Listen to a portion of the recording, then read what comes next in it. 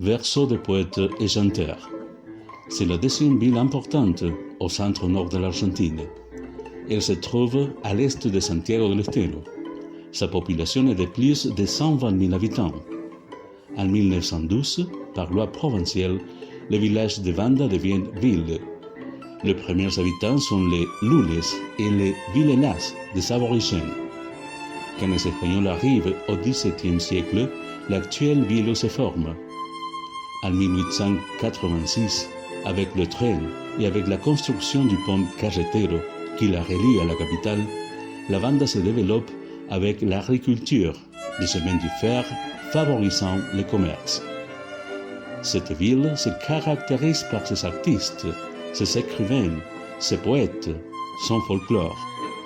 C'est pour cela que la Banda est appelée Cuna de Poetas y Cantores, c'est-à-dire la terre des écrivains et des chanteurs, qui portent les valeurs et les richesses culturelles transmises de génération en génération dans les familles, comme identification régionale, ce qui permet aux Argentins et au reste du monde de connaître la ville. Parmi les écrivains, on trouve Jorge Washington Ábalos, Blanqui Urzún, professeur Domingo Bravo, des artistes plastiques, Juanita Briones, Adela Jugdar, Nelly Orieta, des sculpteurs de voix comme Roberto Benavides, Pedro Ramírez, Luis Guzmán, etc. Des artistes comme Julio Argentino Jerez, Cristóforo Juárez, Paulo Raúl Truyenque, la famille Carabajal. Et pour la danse, Los Látigos, Omar Silva, Juan Ceballos, Humberto Romano.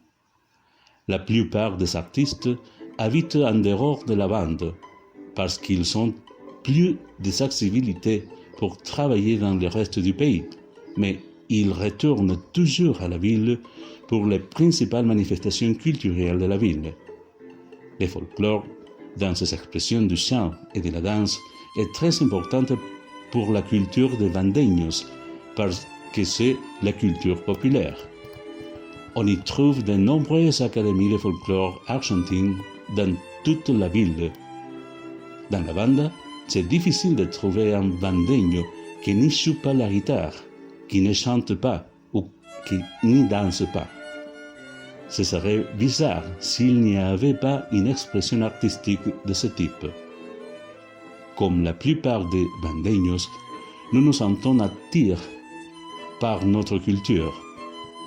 On peut constater que, par exemple, si un enseignant met un CD de folklore dans une classe, on voit les élèves qui commencent à suivre la musique avec la main.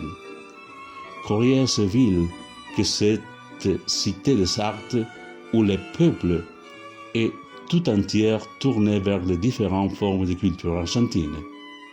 Puisse-t-elle longtemps conserver cette orientation?